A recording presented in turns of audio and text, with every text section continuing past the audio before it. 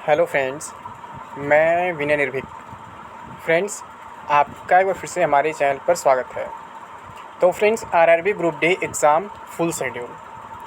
Exam 17 अगस्त से ही, क्योंकि आप जान रहे ऑफिशियल नोटिस आ चुका है 17 अगस्त का। उसमें टेंटेटिवली वर्ड लिखा है, जिसको लेकर के काफ़ी लोग कन्फ्यूज़ हैं और बार बार हमसे पूछ रहे हैं क्या अब भी एग्ज़ाम नहीं होगा, क्योंकि मैं पहले भी 3-4 नोटिस को मना कर चुका था कि इस नोटिस पे एग्ज़ाम नहीं होगा, और एग्जैक्टली उन 3-4 नोटिस पे एग्ज़ाम नहीं हुआ था, ये बात आपको मालूम होगा।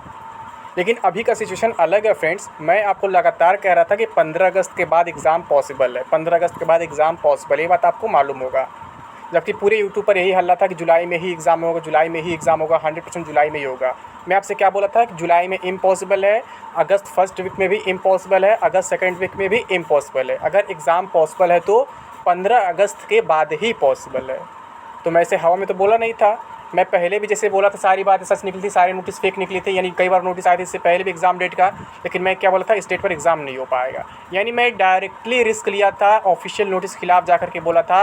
याद है जब आपको 23 फरवरी को नोटिस आया था, मैं तब भी बोला था 23 फरवरी से आपको एग्ज़ाम नहीं हो पाएगा, ठीक। लेकिन अभी क्या है फ्रेंड्स, अभी मैं नोटिस के बिल्कुल फेवर में, जो 17 अगस्त नोटिस आया, क्योंकि मैं अभी आपसे यही कहा था 15 अगस्त के बाद पॉसिबल है। अब कब से स्टार्ट होगा एग्जैक्ट बताना मुश्किल है, मैं आपसे कहा था। लेकिन मेरी पॉसिबिलिटी थोड़ी और लेट की लग रही थी। मैं ये कह रहा था कि मैक्सिमम चांसेस मुझे अक्टूबर के दिख रहे हैं, क्योंकि नॉर्मली जो है NSCIT 4 महीने का समय ले रहा था टेंडर के बाद। रेल मंत्री साहब अपने मुँह से खुद बोले थे, और जब मार्च फर्स्ट वीक बोले थे, 10 मार्च को नोटिस आया था, तो उसके अकॉर्डिंग लग रहा था कि जुलाई में मतलब कि एग्ज़ाम होगा। फिर क्या हुआ, टेंडर चेंज हो गया, मतलब ECA ही चेंज हो गया, जो टेंडर लगभग आपका जून में फाइनल हुआ है। तो उसके अकॉर्डिंग मैं ये मान चल रहा था कि आपका एग्ज़ाम अक्टूबर तक जा सकता है। लेकिन मैं फिर भी यही कहा था कि मतलब जितना भी फास्ट हो जाए, 15 अगस्त से पहले पॉसिबल नहीं है, यानी 15 अगस्त के बाद पॉसिबल है, कम परसेंट चांसेस है, ठीक। तो फ्रेंड्स, फाइनली जो है 15 अगस्त के बाद का डेट आ चुका है, यानी 15 अगस्त से पहले पॉसिबल नहीं था तो हुआ भी नहीं, ठीक है। जुलाई वाली बात बिल्कुल फेक थी। रेलवे ने कभी नहीं कहा था कि हम जुलाई लास्ट वीक में कराएंगे या फिर 30 जुलाई से कराएंगे। ये यूट्यूबर्स हमेशा अफवाह फैलाते हैं, इनका कोई नया बात नहीं है। आप सभी का पूरा वीडियो, पुराने वीडियो चेक करोगे ना, तो ये लोग हर महीने हर हफ्ते कोई ना कोई नया डेट देते हैं। इससे पहले ये लोग गारंटी ले रहे थे मार्च लास्ट वीक का, group D exam March last week में 100% हो जाएगा। फिर जब मार्च लास्ट वीक इनको थोड़ा सा सिचुएशन कम दिखा है, तो बोलने लगे अप्रैल फर्स्ट वीक तक हो ही जाएगा, चाहे कुछ भी हो जाए। अगर मार्च लास्ट वीक नहीं हो तो अप्रैल फर्स्ट वीक में हो ही जाएगा। इससे पहले अक्टूबर के भी डेट्स वाले होते पिछले साल के, फिर 21 अगस्त का डेट वाले होते, 20 अक्टूबर में, बहुत सारे डेट्स वाले होते। मैं हर बार आपको मना किया फ्रेंड्स, ये सब फेक है, इस डेट में कोई एग्ज़ाम होने वाला नहीं है, ठीक है। ये बस लोग परेशान करते हैं, आपको कंफ्यूज करते हैं ताकि कोर्सेज़ वगैरह बिक जाएँ, बाकी और कुछ नहीं। कोर्सेज़ तो मैं भी इसमें बेच रहा हूँ फ्रेंड्स, लेकिन कभी आपको झूठा उम्मीद नहीं दिलाया कि 2 दिन में एग्ज़ाम होगा, 5 दिन में एग्ज़ाम होगा या फिर 10 साल बाद एग्ज़ाम होगा। जो पॉसिबिलिटी दिखी वही मैं बताया। अब कुछ लोग मेरे पुराने बात को नोट कर रहे हैं, जैसे मैं बोला था ना कि आपका एग्ज़ाम अगले साल जून के बाद भी जा सकता है। तो वो मैं कब बोला था, किस सिचुएशन बोला था, ये आप लोग नहीं जानते हैं। मैं तब बोला था जब आरआरबी वाइज एग्ज़ाम कराने की बात नहीं हुई थी, ठीक है, जब पुराने पैटर्न पर एग्ज़ाम हो रहा था। अगर आरआरबी वाइज एग्ज़ाम नहीं होता फ्रेंड्स, तो आपका एग्ज़ाम वाकई में इस साल नहीं हो पाता, भले टेंडर फाइनल हो चुका है।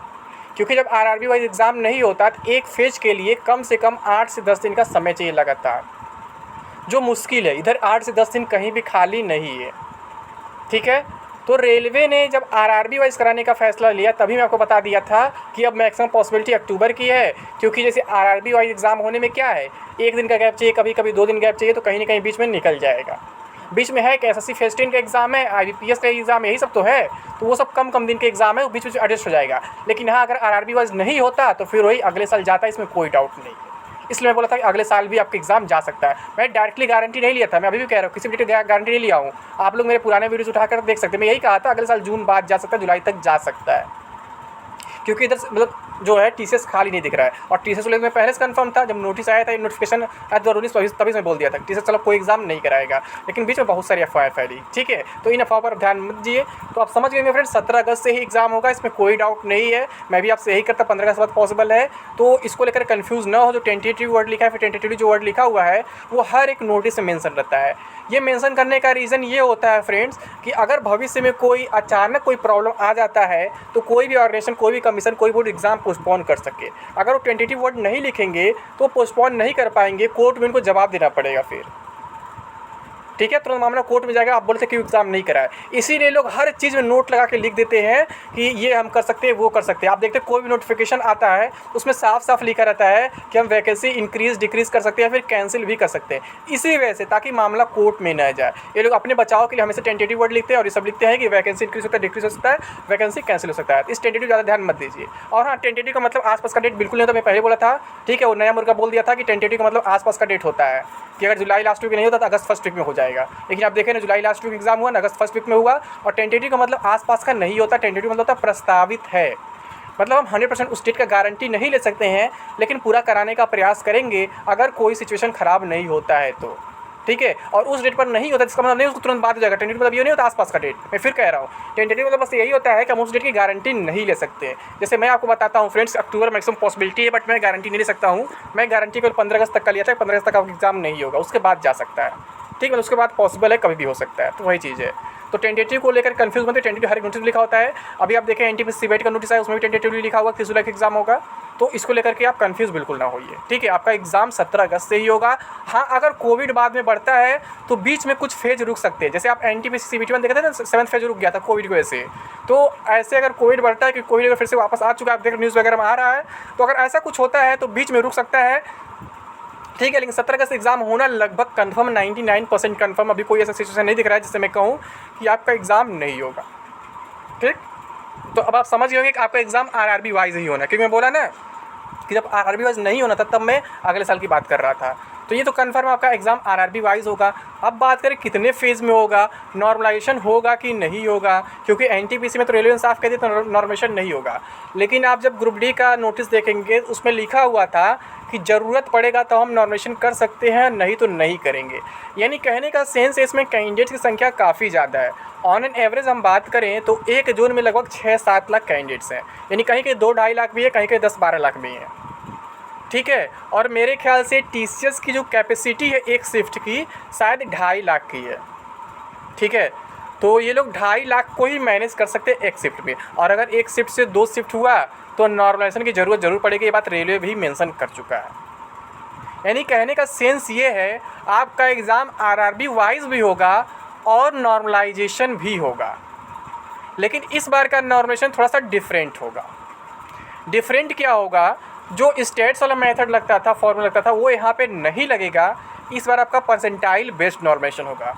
परसेंटाइल बेस्ड नॉर्मलाइजेशन में क्या होता है, आपका एक्यूरेसी मैटर करता है, यानी कि आप जितना एक्यूरेट करेंगे उतना आपका स्कोर इंक्रीज़ होने का चांस रहेगा, डिक्रीज़ होने का चांस कम रहेगा, ठीक है। परसेंटाइल बेस्ड में यही थोड़ा सा फ़ायदा होता है कि आपको एक्यूरेसी पर फोकस करना पड़ेगा, जिससे आपका प्रिपरेशन और अच्छा हो जाएगा। उसमें क्या था, आपके निगेटिव से मतलब था कितना निगेटिव कितना पॉजिटिव किए हैं, वो आपके शिफ्ट के लेवल के ऊपर केवल डिपेंड कर रहा था कि इस शिफ्ट के इतने लोग इतने मार्क्स बढ़ जाएंगे, इतने लोग इतना नहीं बढ़ पाएगा क्योंकि मार्क्स कम है, ऐसा होता था। वो स्टेट्स का एक फॉर्मूला था, उसको पुट करने से आता था। लेकिन यहाँ पे क्या है, स्टेट्स का फॉर्मूला नहीं है, ये आपका परसेंटाइल बेस्ड है। इसमें यही होगा, आपका एक्यूरेसी सब कुछ मतलब कराएगा। और इसमें पता है नॉर्मलाइजेशन में बहुत ज़्यादा डिफरेंस नहीं आता है, ठीक है। अभी क्या था, उसमें क्या नॉर्मलाइजेशन 30 से 40 नंबर तक बढ़ते थे 100 नंबर के पेपर में, लेकिन यहाँ पे क्या होगा, मैक्सिमम 5 से 7 नंबर का डिफरेंस आएगा मैक्सिमम फ्रेंड्स, परसेंटाइल बेस्ड में। यानी कि अब किसी का कंप्लेन भी नहीं रहेगा।